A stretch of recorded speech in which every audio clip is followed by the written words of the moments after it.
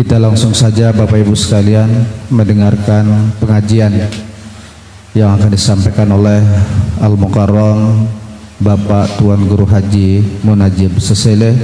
Waktunya kami persilahkan.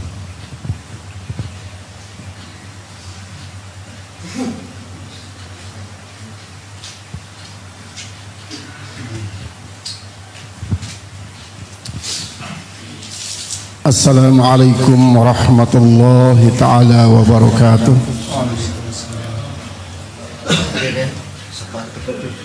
Bismillahirrahmanirrahim. Alhamdulillahilladzi hassa alaina ta'alluma wa ta'lim linantaqiza min azabin alim. Wassalatu wassalamu ala sayyidina Muhammadin alladzi bu'isa liinqazin nasi min adzabin alim wa ala alihi wa ashabihi wa tabi'in wa tabi'it tabi'in ila yaumi liqa'il malikil alim. Amma ba'du. Al-Mukarramun, para tuan guru, para ustaz, bapak-bapak, ibu-ibu, para shaimin shaimat, jamaah salat subuh yang sangat-sangat kami muliakan, jamaah Masjid Raisya Karbila yang sangat-sangat kami muliakan.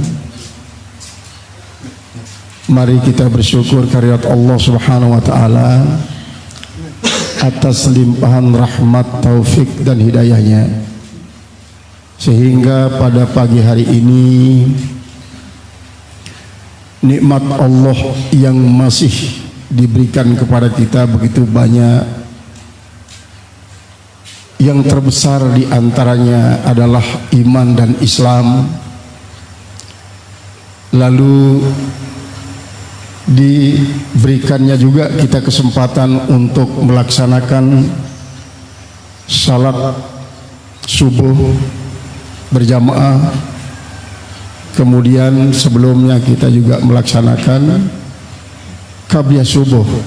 Tadi malam kita melaksanakan qiyamul lail, salat tarawih dan witir untuk malam yang ketujuh.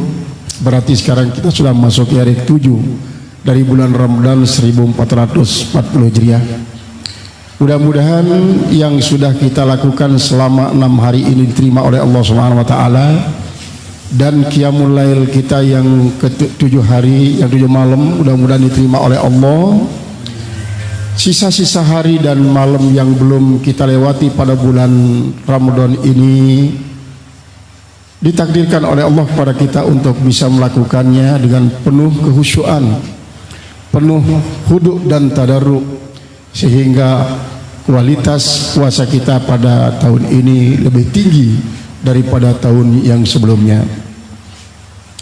Jamaah yang kami hormati, memang kita sudah sering mendengarkan melalui khatib-khatib di mimbar masjid pada waktu salat Jumat, bahkan di televisi, di radio, surat kabar pun menyajikan, majalah-majalah pun tak ketinggalan, WhatsApp juga dimanfaatkan oleh para dai untuk mendakwahkan betapa nilai Ramadan ini kepada umat Muhammad sallallahu alaihi wasallam.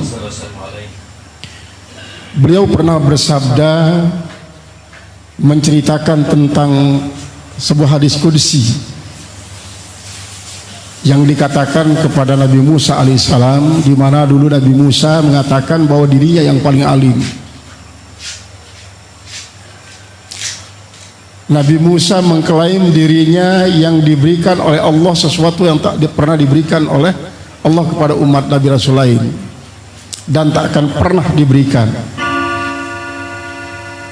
Tetapi Allah mengatakan, tidak, hai Musa. Lalu Allah mengatakan, a'taitu li ummati Muhammadin sallallahu alaihi wasallam nuraini kayudi'u bihima zulmataini. Amma nurani nurul Quran wa nurul Ramadan, wa amma zulmatani zulmatul qabri wa zulmatu yaumil qiyamah. Saya berikan kepada umat Muhammad sallallahu alaihi wasallam yang tak pernah kuberikan kepada kamu hai Musa, yaitu dua sinar untuk menghalau dua kegelapan. Sinar yang pertama adalah sinar Al-Quran, sinar yang kedua adalah sinar Ramadan, untuk menghalau dua macam kegelapan, kegelapan kubur dan kegelapan hari kiamat. Hadis ini sudah sering kita dengarkan, baik di kuburan-kuburan, pada waktu takziah para al-mukarramun tuan guru kita yang kebetulan pada bulan Ramadan. Maka inilah merupakan salah satu daripada sekian banyak keistimewaan yang diberikan oleh Allah kepada kita umat Nabi Muhammad SAW. Makanya kita wajib berbangga dipilih menjadi umat beliau. Kita wajib berbangga karena tidak sembarangan orang bisa dipilih. Walaupun kita bujuk rayu mereka dan memberikan pesawat, 7 unit pesawat misalnya, kalau memang tidak diberikan petunjuk oleh Allah Subhanahu Wa Taala, mereka tidak akan mau menganut agama ini. Sebaliknya, kalau memang diberikan petunjuk oleh Allah Subhanahu Wa Taala, tanpa kita berikan dakwah pun mereka akan menjadi seorang muslim, menjadi umat Muhammad yang baik. Karena tentang yang memilih orang untuk menjadi umat Muhammad ialah Allah Subhanahu Wa Taala. Maka kita bersyukur dari buyut kita, kakek nenek kita, ayah dan ibu kita, dan mudah-mudahan anak cucu kita sampai hari kiamat akan mampu mengamalkan firman Allah, ya ayyuhalladzina amanu taqullaha wa la ittaqullaha haqqa tuqatih wa la tamutunna illa wa antum muslimun. Hai orang yang beriman, maka takutlah kepada Allah dengan takut yang sesungguhnya. Jangan kalian mati kecuali kalau kalian menganut agama Islam. Ini firman Allah ini, setiap ada nikah dibaca, pasti dibaca, karena itu yang dibaca oleh Rasulullah pada waktu beliau membacakan khutbah buat anaknya Siti Fatimah yang dinikahkan bersama Ali bin Abi Thalib. Di saat para sahabat-sahabat lain juga itu dibacakan. Ada 4 ayat. Pertama ayat ini, ittaqullaha haqqa tuqatih. Kedua, ya ayyuhan nasu taqu rabbakumul ladzi khalaqakum min nafsin wahidah. Kemudian yang ketiga adalah ya ayyuhalladzina amanu taqullaha wa qulu qawlan sadida, yang diawali dengan wala taqrabuz zina innahu kana fahisyatan wa sa'a sabila. Ayat ini terus dibaca. Kenapa? Karena beliau itu memang sangat-sangat khawatir. Kalau beliau masih hidup dulu, mungkin bisa dia mempertahankan umat ini kalau dirongrong kewibawaannya oleh orang lain yang akan menggeret umatnya, sahabatnya keluar dari Islam. Tetapi ketika beliau tidak ada seperti saat kita sekarang ini, sudah tidak ada lagi Rasulullah SAW, ulama yang kita harapkan untuk memberikan arahan kepada kita supaya wala tamutunna illa wa antum muslimun. Setelah kita ditakdirkan sebagai orang beriman, sebagai seorang Islam, kita juga ditakdirkan mampu untuk melakukan amalan-amalan Islam seberat apapun. Misalnya, memang kalau di dalam Al-Quran kan dikatakan bahwa sholat itu innaha lakabiratun illa alal khasyiin. Sholat itu berat kecuali atas orang yang khusyuk. Nah, kalau kita coba bandingkan, bertanya kepada diri kita, mana lebih berat sholat daripada puasa? Kira-kira bagaimana? Lebih berat sholat daripada puasa? Ya, Allah mengatakan lebih berat sholat. Puasa ada beratnya juga, berat menahan diri daripada apa yang kita senangi. Senang makan, senang minum, senang bersuami istri, tapi kita mampu melakukannya. Sesungguhnya seberat apapun kewajiban kita dalam Islam kita lakukan, ditakdirkan oleh Allah Subhanahu Wa Taala, itu merupakan satu anugerah, nikmat yang sangat besar nilainya di sisi Allah Subhanahu Wa Taala. Bapak Ibu jamaah yang kami hormati, tentang puasa, firman Allah pada ayat 183 surat Al-Baqarah, ya ayyuhalladzina amanu kutiba alaikumus syamu kama kutiba alal ladzina min qablikum la'allakum tattaqun. Wahai orang-orang yang beriman, diwajibkan atas kalian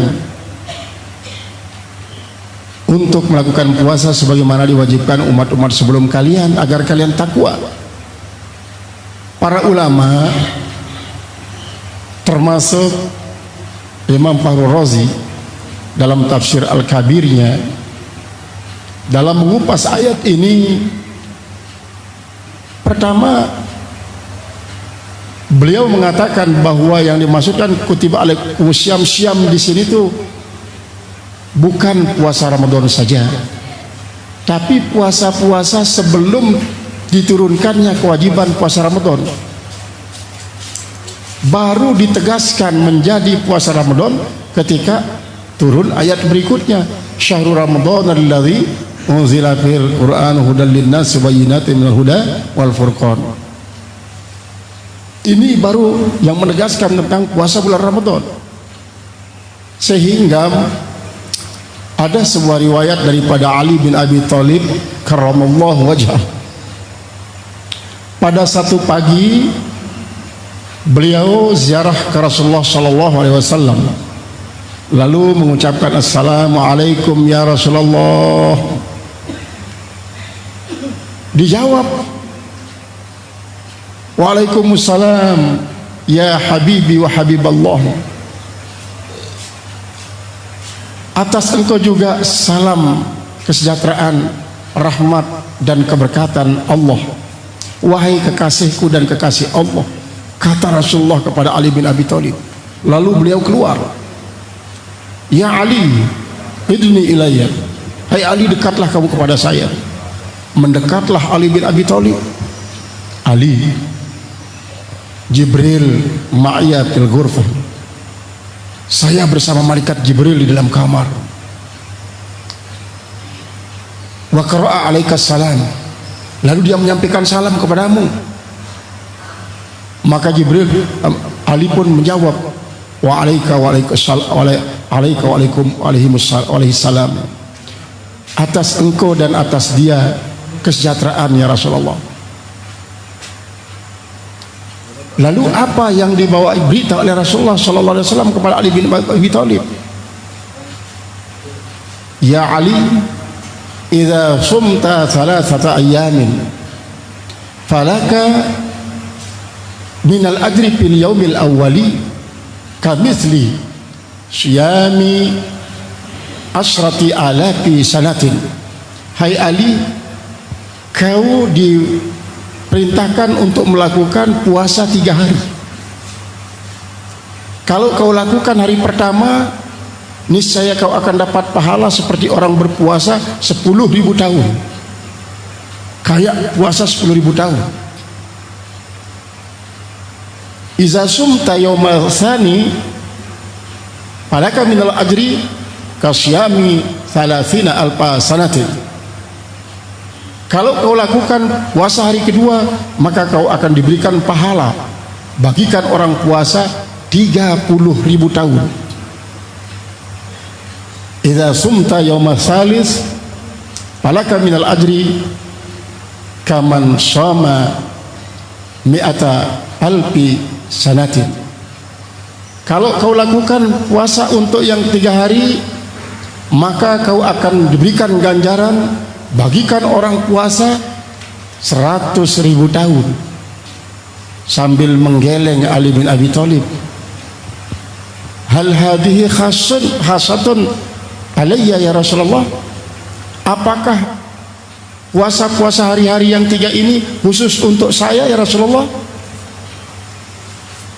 Hadhihi alaika wa ala man tabi'aka min ba'dik. Yang 3 ini memang untuk engkau dan untuk orang-orang yang ikut bersama engkau setelah itu. Itu kata daripada Rasulullah. Artinya 3 hari berpuasa sebelum diturunkan kewajiban puasa Ramadan. Lalu Ali bin Abi Thalib bertanya, matil kal ayam ya Rasulullah, Hari apa itu Rasulullah? Tilkal ayyamu ayyamul bidah. Hari-hari itulah yang dinamakan hari putih. Makanya kan ada 15 macam Bapak Ibu jamaah, kita disunatkan 15 macam puasa, yaitu salah satunya adalah asyamu ayyamil bidah, ialah berpuasa pada hari-hari putih. Hari putih itu tanggal berapa ya Rasulullah? Kata Ali bin Abi Thalib, yaumil thalith asyar wa yaumi rabi asyar wa yaumil khamis asyar fi kulli syahrin. Tanggal 13, tanggal 14, tanggal 15 setiap bulan. Ini ayyamul bid, hari putih, yang dikatakan puasa putih, bukan puasa mutih. Berbeda kan puasa putih dan puasa mutih. Kalau puasa mutih itulah orang yang puasa untuk mentirakati sebuah ilmu, lalu mereka itu berbuka hanya dengan nasi putih sekedarnya.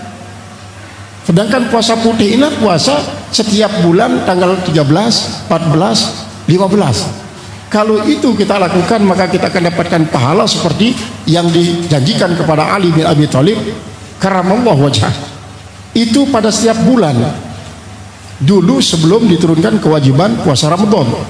Tetapi sekarang itu menjadi suatu rutinitas bagi orang-orang yang diberikan tunjuk oleh Allah Subhanahu wa taala untuk melakukannya di luar bulan Ramadan.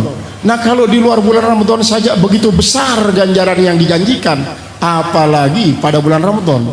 Karena dalam bulan Ramadan itu juga ada ayyamul bidah, ada tanggal 13-nya, ada tanggal 14-nya, ada pula tanggal 15-nya. Padahal Rasulullah SAW sudah bersabda, fariidatun fi syahri ramadhana kasab'ina fariidatun fi ma siwaha. Satu kali kita melaksanakan kewajiban di bulan Ramadan sama dengan 70 kewajiban di luar bulan Ramadan. Wa nafilatun fi syahri ramadhana ka fariidatin fi ma siwaha. Satu pekerjaan sunat yang kita lakukan di bulan Ramadan sama dengan satu kewajiban di luar bulan Ramadan. Itu sebagai salah satu bukti betapa besar ganjarannya.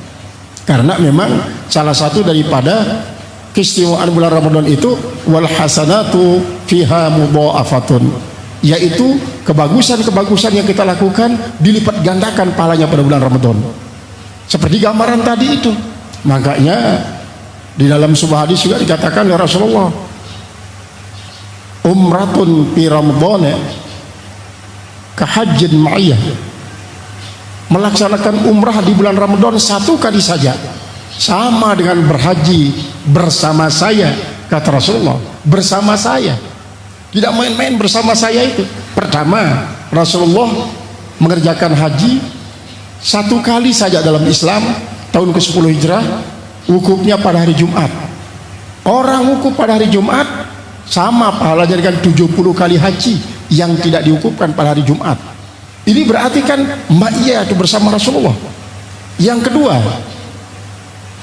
kalau kita bersama Rasulullah, jangankan bersama Rasulullah, kita bersama seorang ulama saja,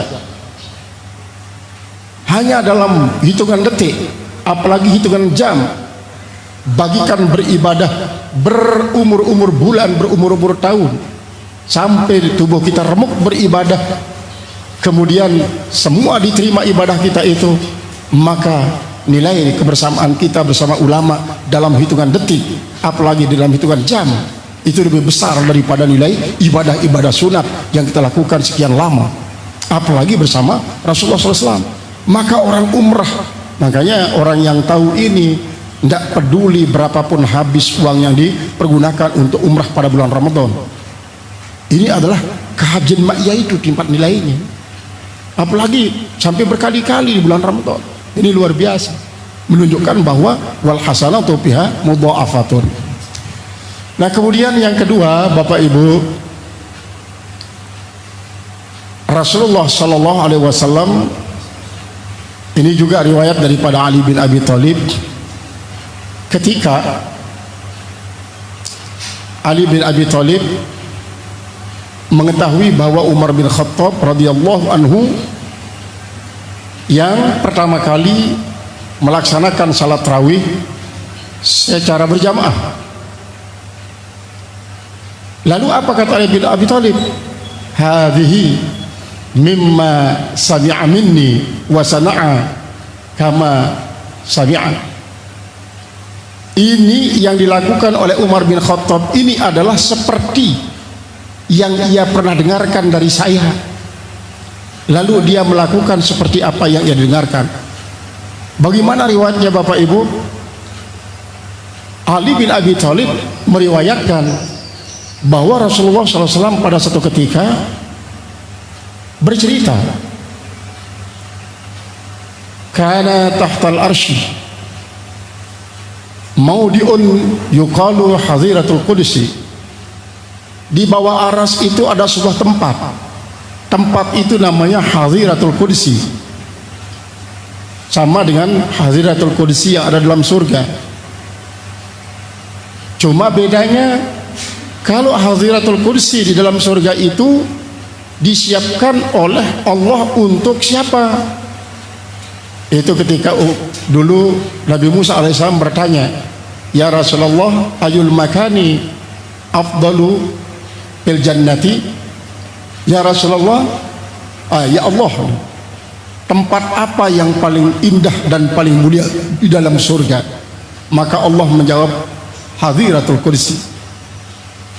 Mayanziluha Rabbi, siapa yang akan menempatinya hadhiratul qudsi itu ya Tuhanku? Qala hadhiratul qudsi liman sabara ala bala'i wa radiya ala qada'i wa syakara ala na'ma'i fa idza azabtuhum musibatan qalu inna lillahi wa inna ilaihi raji'un. Siapa sih yang akan menempatinya yang namanya hadhiratul qudsi dalam surga itu, ya Rabb? Maka Allah mengatakan, untuk hamba-hambaku apabila dia ditimpa musibah mengucapkan dia sabar, dia bersabar, dia hadapi musibah itu dan sabar. Kalau dia mendapatkan sesuatu, baik itu kebahagiaan maupun kesengsaraan, dia redha, dia redha. Kemudian kalau dia menerima nikmat, dia bersyukur. Kalau ditimpa oleh musibah, selalu mengucapkan innalillahi wa inna ilaihi raji'un. Itu hadhiratul qudsi yang ada dalam surga. Tapi hadhiratul qudsi yang ada di bawah arsy itu, kata Rasulullah SAW, adalah tempat malaikat yang tidak ada yang mengetahui berapa banyaknya malaikat itu kecuali Allah. Begitu tiba tanggal 1 Ramadan, para malaikat yang ada di hadhiratul qudsi itu minta izin kepada Allah, ya Allah, izinkan kami semua turun ke bumi. Kami ingin bergabung bersama umat Muhammad sallallahu alaihi wasallam yang akan melakukan qiyamul lail di masjid-masjid, di musala-musala, di langgar-langgar, di tempat-tempat yang sudah disiapkan. Maka para malaikat itu pun diizinkan oleh Allah semuanya turun ke bumi sampai tidak kebagian tempat. Makanya sekarang ini saja ini kita tidak tahu berapa banyaknya malaikat yang hadir menyaksikan kita, dan nanti dia akan berdoa, mendoakan kita untuk mendapatkan apa yang kita minta, diselamatkan daripada neraka, kemudian dimasukkan dalam surga. Maka siapa saja yang disentuh oleh malaikat itu, berarti dia akan mendapatkan pengampunan dan kebebasan daripada segala malapetaka, dia dipastikan masuk surga. Kata Rasulullah berdiri kepada Ali bin Abi Thalib, lalu bercerita kepada Umar bin Khattab. Maka lalu Umar bin Khattab mengatakan, idzan ana ahaqqu, kalau begitu saya yang paling pantas. Maka sebab itulah pada saat beliau menjadi khalifah, yang dulunya jamaah di masjid pada hadir untuk melakukan qiyamul lail, belum berjamaah tapi munfarid dicoba oleh oleh Umar bin Khattab untuk dilakukan secara berjamaah. Begitu dilakukan secara berjamaah dipimpin oleh Abi Ubaidah, maka beliau mengatakan, bagus sekali ini ya, serentak, sangat indah gerakan-gerakannya. sampai beliau mengatakan ni'matil bid'atu bid'ati hadhihi, bid'ah yang paling indah adalah bid'ahku ini, katanya. Itu alasan daripada para ulama-ulama ahlus sunnah wal jamaah ketika ditegur untuk melakukan perbuatan-perbuatan yang tidak pernah dicontohkan oleh Rasulullah. Karena mereka selalu mengatakan al-yauma akmaltu lakum dinakum atmamtu alaikum ni'mati wa raditu lakumul islam wa dinah. Ketika kita coba urut ayat ini akan sangat luas. Maka dari situlah para ulama-ulama salafus saleh daripada ahlus sunnah wal jamaah mengatakan tidak ada yang bid'ah yang kita warisi daripada ulama-ulama mazhabul arba'ah ini. Tidak ada yang bid'ah, semuanya ada sumbernya. Karena al-yauma akmaltu lakum itu bukan berarti agama ini sempurna lalu tidak ada yang boleh berijtihad lagi. Sedangkan pada zaman sahabat Muaz bin Jabal berijtihad ketika diutus ke Yaman. Dan bukan itu ayat yang terakhir, ada ayat yang berikutnya. Kalau diartikan bahwa al-yauma akmaltu lakum dinakum atmamtu alaikum nikmati wa raditu lakumul islam madina, itulah merupakan salah satu daripada bentuk pernyataan Allah bahwa agama ini sudah sempurna, tidak bisa diijtihadkan lagi, maka akan sangat monoton. Lalu para pemuda-pemuda yang ahlus sunnah jamaah mengatakan bagaimana kalau kalimat wa tammat kalimatu rabbika sidqan wa adla la mubaddila li kalimat, dan seterusnya. Apakah tidak bertentangan dengan ayat ini? Setelah itu juga ada wattaqu yauman turja'una fi ilallah yang turun terakhir 9 hari sebelum Rasulullah wafat. Sebelumnya juga ada ayat kalalah tentang masalah faraid.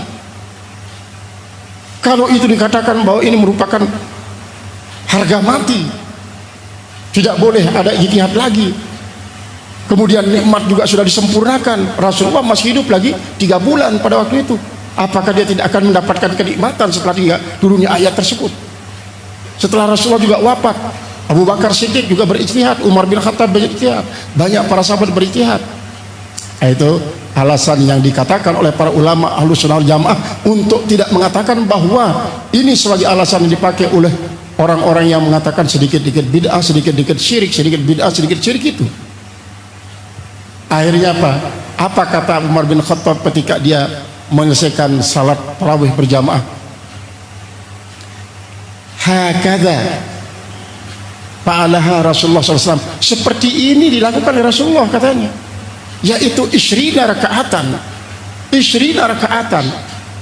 Rakaataini wa yatawarrahu ba'da arba'i rakaatin. Artinya 2 rakaat dan dia beristirahat setelah 4 rakaat. Berarti 2 rakaat. Jadi 2 rakaat salam, kemudian setelah 4 rakaat dia istirahat. Nanti lagi 2 rakaat, 4 rakaat istirahat. Sampai 20 rakaat itu 5 kali dia istirahat. Hakadha fa'alaha Rasulullah. Begini dilakukan oleh Rasulullah, katanya. Kita Umar bin Khattab. Tetapi kan banyak orang-orang yang mengatakan ini salat tarawih yang 20 rakaat itu bid'ah. Dia hanya berdalil kepada riwayat yang disanadkan oleh Aisyah yang mengatakan Rasulullah tak pernah lebih daripada 11 rakaat dia sholat, baik Ramadan ataupun di bulan lainnya. Itu saja ini dijadikan sebagai alat, padahal riwayat-riwayat lain banyak, termasuk yang tadi itu. Hakadha fa'ala Rasulullah. Seperti ini yang dilakukan Rasulullah, berarti 20 rakaat juga, bukan hanya 8 rakaat, 20 rakaat juga dengan 5 kali istirahat, karena 4 rakaat istirahat. Jadi rakaat ini sampai di dalam kitab itu, kitab Gunyah yang menjelaskannya, kitab daripada Syekh Abdul Qadir Jalani mengatakan sampai diterangkan lapas daripada niatnya, usalli rakaataini min sunani tarawih. Dia akan usalli juga seperti kita ini. Hakadha fa'alaha Rasulullah SAW. Maka ini adalah menunjukkan bahwa ternyata 20 rakaat tarawih itu juga dilakukan oleh Rasulullah seperti yang ditegaskan oleh Umar bin Khattab itu. Lalu kenapa Aisyah menceritakan hanya 11, bukan di bulan Ramadan, bukan juga di bulan lain? Karena yang 11 itulah yang sering dilihat oleh siapa? Aisyah ketika dia berada di rumah. Rasulullah melaksanakan salat sunat di rumah. Bagaimana dengan di masjid? Kan tidak dilihat oleh Aisyah. Jadi para sahabat itu kadang-kadang berbeda dia menyaksikan Rasulullah melakukan sholat. Kemudian yang ketiga, diriwayatkan bahwa kama kutiba 'alal ladzina min qablikum itu, yaitu tasbihnya di sini adalah tasbihul kitabah, yaitu serupa kewajibannya. Kadang-kadang pelaksanaannya berbeda. Coba kita ingat kembali kepada Nabi Yunus alaihissalam. Selama dia berada di perut ikan itu 44 hari dia berpuasa, tak pernah makan dan minum. Tak ada sebutir nasi pun yang dimakan, tak ada setes air pun yang diminum. Dia berada di perut ikan. Lalu apa yang dipergunakan untuk memperkuat dirinya selama berada dalam ikan itu? Allah mengilhamkan kepada beliau sebuah kalimat yang sangat-sangat ampuh. La ilaha illa anta subhanaka inni kuntu minaz zalimin. Ini terus yang diulang-ulangi oleh Nabi Yunus alaihissalam. Itu yang diulang-ulangi. La ilaha illa anta subhanaka inni kuntu minaz zalimin. Dulu pernah diriwayatkan oleh Rasulullah sallallahu alaihi wasallam bahwa inilah doa yang apapun kita minta, bila diawali dengan la ilaha illa anta subhanaka inni kuntu minaz zalimin, itu pasti diijabah oleh Allah Subhanahu wa taala. Didengarkan oleh Abdullah bin Abbas misal daripada beliau, sehingga pada satu ketika setelah itu Abdullah bin Abbas tidak ingat. Dia berpikir, apa itu kalimat yang kalau kita jadikan sebagai awal dalam doa kita pasti diijabah oleh Allah. Sampai datang Abu Darda mengucapkan assalamualaikum, assalamualaikum berkali-kali. Tidak didengarkan oleh Abdullah bin Abbas. Akhirnya setelah dia berapa kali assalamualaikum, dia dekat saja kepada Abdullah bin Abbas. Kenapa tidak dijawab salam saya tadi? Kapan Bapak salam? Tadi. Kenapa tidak didengarkan? Saya berpikir tentang apa kalimat doa yang harus kita ucapkan supaya doa kita diijabah oleh Allah. Saya dikasih tahu oleh Rasul. Oh, soal itu saya ingat, kata Abu Darda. Apa itu coba tolong ingat? Akhirnya dikasih tahu oleh Abu Darda, la ilaha illa anta subhanaka inni kuntu minaz zalimin. Baru masyaallah, alhamdulillah, berarti saya ingat kembali katanya. Nah, ini zikir semacam ini akan menambah kekuatan bagi kita. Seandainya kalau kita tidak makan sampai 2 hari 3 hari, insya Allah tidak akan menjadikan kita berbahaya. Karena ini juga lah nanti pada akhir zaman, ketika kabut menyelimuti seluruh permukaan bumi, semua sistem elektronik akan hancur dan lumpuh. Tak ada lagi satelit-satelit yang berlantungan di atas angkasa untuk mengantarkan suara, mengantarkan warna, mengantarkan kata, mengantarkan itu dan ini. Tak ada lagi. Semua akan lumpuh. Semua nuklir tidak akan punya reaktor. Tidak akan punya reaktor. Semua HP, internet, sistem perbankan, pokoknya tidak ada yang berfungsi. Karena 40 hari diselimuti oleh kabut. Semua lumpuh, semua tanam-tanaman kering, hewan-hewan ternak pun mati, bahkan banyak manusia mati karena tidak dapat makan. Maka Rasulullah mengajarkan pada saat itu nanti yang jadi makanan kalian yang paling kuat adalah banyak berzikir, banyak-banyak berzikir, banyak-banyak bertasbih, banyak-banyak baca tahmid, takbir, tahlil, banyak-banyak baca Al-Quran. Pokoknya kalimatut thayyibah yang kalian ingatkan itu baca.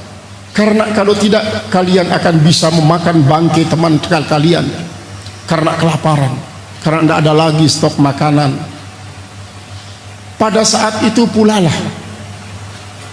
karena banyak nuklir tetapi tak punya reaktor, maka nanti manusia akan berperang tanpa mempergunakan nuklir. Maka yang ada reaktor saja tanpa nuklir. Kalau tadi nuklir tanpa reaktor, yaitu senjata-senjata mesin buatan orang-orang barat itu tidak akan berfungsi. Tetapi yang akan berfungsi adalah senjata manual. Itu yang punya reaktor tapi tidak ada nuklirnya. Keris, tombak, pedang, kemudian panah akan berperang nanti. Kaum muslimin bersama orang-orang Yahudi, orang-orang non-muslim. Setelah kabut itu akan berperang, maka yang akan dipergunakan berperang adalah senjata manual, senjata yang diwarisi oleh generasi mendatang dari orang-orang yang sekarang ini. Tapi yang paling berharga adalah zikir ketika kita mengalami kelaparan itu. Maka oleh sebab itu bagi kita, bagi para pemula, putra putri kita, kalau berlatih puasa atau mungkin orang-orang mu'alaf atau orang-orang yang baru bertobat, kalau dia selama ini tidak pernah berpuasa karena tidak bisa menahan haus dan lapar, maka didiklah, bimbinglah, arahkan mereka itu silakan berpuasa sambil banyak-banyak berzikir. Insya Allah dengan zikir ini maka rasa haus dan lapar bisa dikurangi, akhirnya bisa bertahan dan akan menjadi suatu kebiasaan yang sangat-sangat ampuh bagi para pemula. Begitu juga ketika pada satu saat mungkin kita tidak tahu di mana dan kapan kita tidak akan menemukan makanan, supaya jangan mati kelaparan, banyak-banyaklah berzikir. Apalagi kalau kita baca Qul huwallahu ahad berulang-ulang, itu akan dapat membuat kita menjadi kenyang. Makanya pada saat kita berpuasa sekarang ini, coba saja bedakan antara kita tinggal di rumah tanpa beraktivitas berupa kalimat thayyibah dengan beraktivitas dan membaca kalimat thayyibah termasuk Al-Quran, akan beda rasanya. Kita tidak akan pernah merasakan lapar. Lama-lama ternyata terbenam matahari, saatnya lah kita berbuka. Nah itu kalau kita baca Al-Quran.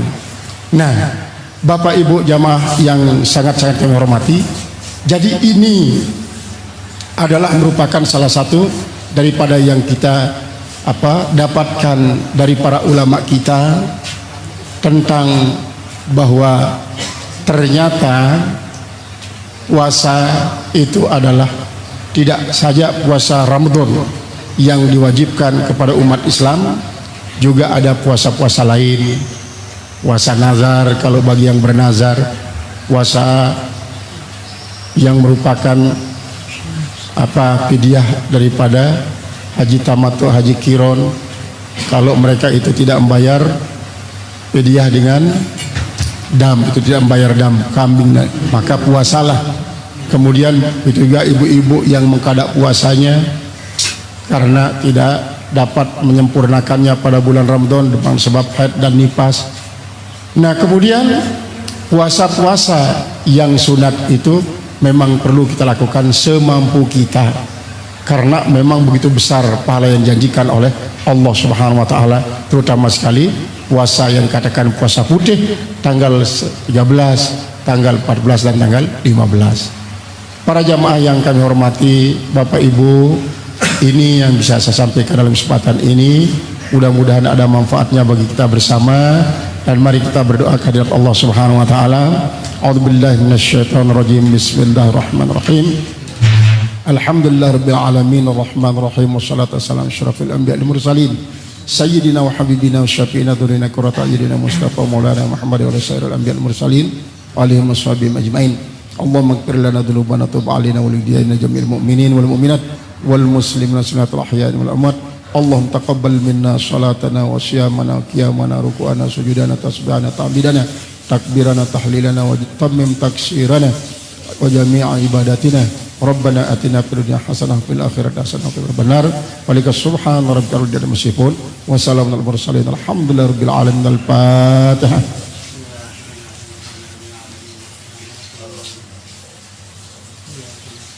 Atas segala perhatian kita bersama, mudah-mudahan dapat ridho dan rahmat dari Allah, dan atas segala kurangan mohon maaf sebesar-besarnya. Wassalamualaikum warahmatullahi wabarakatuh. Hadirin, demikian tadi telah kita ikuti bersama pengajian umum yang telah disampaikan oleh Al-Mukarram Bapak Tuan Guru Haji Munajib. Demikianlah, billahi taufiq wal hidayah. Assalamualaikum warahmatullahi wabarakatuh.